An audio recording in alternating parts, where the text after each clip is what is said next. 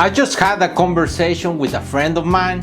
He recently sold his condo in Cabo, and even when he has a profit in Mexican pesos, he made a loss with US dollars because the dollar depreciated since he purchased the apartment. In this video, I'm gonna teach you what is the right way to purchase properties abroad to make money even when the US dollar or your national currency depreciates. So let me explain you how you should buy property abroad with what I call it's currency short selling. You probably watched that movie, The Short Sale, when they bet against the debt. We are doing something similar here with the help of real estate. We are betting against the currency of the local country. You're gonna see how in a minute. What do you need to know here? First of all, when you purchase property abroad, you are not only investing in the property, you are both investing in the local currency and in the local market. So you have two risks there. So you have to manage the risk. For the market, you have to choose a market. For example, if we are talking about Mexico, what markets in Mexico are a good market for, especially for US people? I will say Cabo is a good market because most people, many millionaires, many people with money from California, they go on vacations on Cabo and they have their own second homes there. So the rents are usually in US dollars. So this is a market that is in Mexico, but it's controlled by the US dollar. The US has a lot of influence there. It is not the case, for example, in Cancun, where you have the local people there and also other kind of tourists. So mostly it's influenced by the local currency, Cancun or maybe Tulum. There are a lot of dollars, but they are also local tourists. So you are going to try to find a market where the rents are mostly in US dollar. And also, it is not the only market you can find. For example, in industrial in Mexico, many of the big industrial buildings, the rents are in US dollar. So that should work too. So here in Cabo, you have a stable and rising market, and you have the currency Mexican peso. Okay, so the other thing you have to keep in mind is you need to know when the US dollar is historically appreciated or depreciated against the local currency. Okay, if you don't know, for example, let's say Turkey, you don't know historically how currency, the US dollar currency, behaves against that currency, you better don't invest there, because you don't know if you are investing at the bottom or you are investing at the top. You should be very careful with this. You should know when is the bottom and when is the top. For example, right now the Mexican peso is very appreciated against the US dollar. It's around 18 pesos by dollar.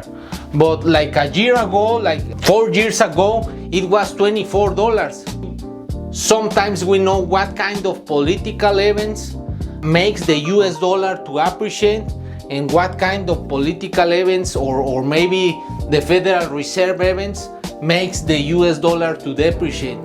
Like right now, some of the tariffs made the US dollar to depreciate. So the third point you have to keep in mind is you need to have both the US dollar's source of funding or debt and local currency debt. This strategy will not work as efficiently if you don't use debt. We need to use debt, and we need to have some kind of funding in US dollars and both in pesos, in this case for Cabo. For example, for US dollars, we may use our own house for a home equity line of credit, and we need a free and clear property here in the US. Or for the local currency loan, some banks in Mexico they loan to US citizen or US resident. You have to find a mortgage broker there so he can explain you which banks will loan to US citizens. Most of these banks, they loan in the local currency, in Mexican pesos, but some big banks, they also loan in US dollar. So in that way, when you buy the property, you may get a US dollar loan, even if the price of the property is in Mexican pesos. But you have to ask, and you have to keep in mind that you need both a loan in US dollar or a loan in Mexican pesos or the local currency. Okay, the fourth thing you need to keep in mind, there are those two scenarios here. When the scenario number 4.A, it's when the local currency is strong, you have to use local debt to buy the property. For example, right now in Mexico, the Mexican peso is strong. So the best thing to do is to get a loan from a local bank in Mexican pesos. I'm gonna teach you how it works in the next board, where we will make an example how this works. But keep in mind that when the local currency is strong, you have to use the debt in that currency, because you are expecting, right now for example, we are at the bottom, okay? We are at 18. So we are expecting this to rise in the next year. And because with the properties we can get mortgages for many years in Mexico, I think they give you loans for 20 years. So we have 20 years for this to go up. And if historically peso depreciates against the dollar, we are pretty sure sometime in the near future it will go up. So we are betting, so that's why we are using to bet to go up, because we want the debt to depreciate. Okay, I will explain you in the next board. And scenario number B, it's when the US dollar currency is strong, you have to use the debt, the US dollar to buy. For example, in this time, in 2020, we may use better a loan in US dollar. We may use a home equity line of credit, get the money from our home in the US, and they buy the property in cash with that US dollar money and in Mexico, okay, in 2020. Okay, and then in the last step, what you do is, in the first scenario, when the local currency becomes weak, remember, in the first scenario, you use the local currency is strong, like today, okay?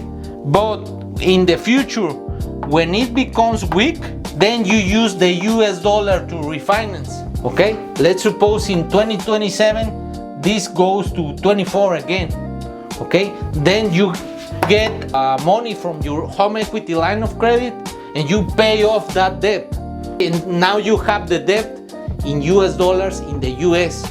Finally, the scenario B, it's when the US dollar currency is weak, you use the local currency to refinance. Remember, in this scenario, you purchase when the US dollar currency was strong, and then you refinance it when it is weak, and you refinance the opposite. You refinance now in local currency. Okay, I'm gonna teach you how the numbers work. So let's make some numbers to understand this strategy. We're going to purchase, as I already told you, in a stable or rising market. Cabo is an excellent market. It's very far to Mexico. It's a market for US citizens, dominated by US dollars, so it's safe. So this is just an example for one stable market. You can analyze any other market in Europe, maybe Madrid, maybe Marbella in Spain, but it's kind of the same thing. Okay, so here in Cabo we have the Mexican pesos, of course, and we purchase a property on December 2025. Right now the rate for the US dollar to the Mexican pesos, it's $18. Okay, so we are purchasing a property that is roughly 18 million Mexican pesos. Right now, that will be $1 million. Okay, and the bank, usually in Mexico, they loan us up to 90% loan to value. So they will be lending us 16 million or just over 16 million Mexican pesos. That will be 900,000 US dollar. Of course, since Cabo is a strong market, you probably get the property to get on Airbnb, listed on Airbnb. So you have to be sure either to pay all the interest and capital for this debt from the rents, or maybe you have to put some from your pocket. But okay, so in refinance, we are forecasting in 2 years the US dollar to Mexican pesos rate will be around 21. As I told you, just 4 years ago it was 25, 24, 25. So it is not strange that it rises up to 21. You have to read analysis economists, what is the rate they are forecasting. But I think this is a pretty accurate forecast, because if right now the interest rates in the Federal Reserve, they are going down, and that makes the dollar get strong. So we are forecasting this for 21. The property value, let's say, is the same, because I don't want to add any other variables here. So of course, in Cabo, in a racing market, this will be maybe $19 million now, but just let's say it's the same price. It just keep the same price, and just the US dollar to pesos rate, it's what increases. Okay, and now we have practically, let's say, the same debt. Okay, because I want you to understand the change in the currency. Of course, here again, you probably paid off the capital here, but it will be not too much, because in the first year you will not pay a lot of capital in the loan. So let's say it's the same amount of capital, 16,200,000 pesos, but now the rate is 21. So let's find out how many dollars we need to pay off the loan. Remember, just 2 years ago we needed 900,000 US dollars. If we take this money 2 years ago to pay the property, we have to take $900,000. But we wait, instead of that, we ask for a loan in Mexico, and we are paying 2 years ahead. Okay, so now December 27, we need, because the dollar is now 21, we need 16 millions divided by the rate, which is 21, and now we need $771,000 to pay off the same debt. Okay, so we are saving. 2 years ago we needed 900,000, and now we need this, so we are saving more than $100,000 just 2 years. You can say we are saving, you can say we are making, because maybe you had the money already, maybe in your stocks or something, so you now have this extra amount of money you can invest anywhere else. Okay, or you are saving because you just wait 2 years for the rates to go up.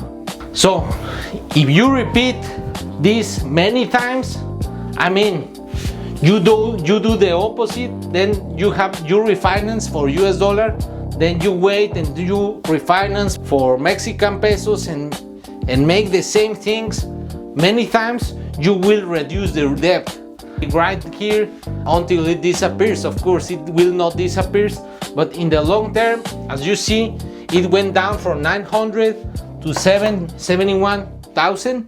So it tends to go smaller, the debt, if you do this the right way. But you have to know the currency rates. You have to know what are the forecasts if you are purchasing when the US dollar is strong, or when you are purchasing when the dollar is weak. Okay, so you have to be very proficient in this, because otherwise you will lose money. If you don't do this the right way, you will lose money. If you do it the right way, you will save money. Okay, I just teach you how to buy property abroad. So what do you think? Which market would you be interested in purchasing a property in? Cabo, maybe Spain, maybe France? Leave your opinion in the comments. I would like to know. I hope you like this video. If you like it, please give me a thumbs up. It helps me a lot. And if you like all these videos or my classes, I would like you to subscribe. Please subscribe to keep receiving these videos, and you will be notified when I upload a new one. If you want to start investing in commercial real estate, but maybe you don't have the time, or maybe you don't have the money to make a big purchase, I have an exclusive investor club where you can join just by clicking in the link below, and you can start investing from $25,000. And the best of all, it's totally stress-free. I manage everything. So I will leave you the link in the description, and you can join just by clicking in it. So I hope you like this video. I will leave you these two videos here, so you keep watching, and don't forget, subscribe.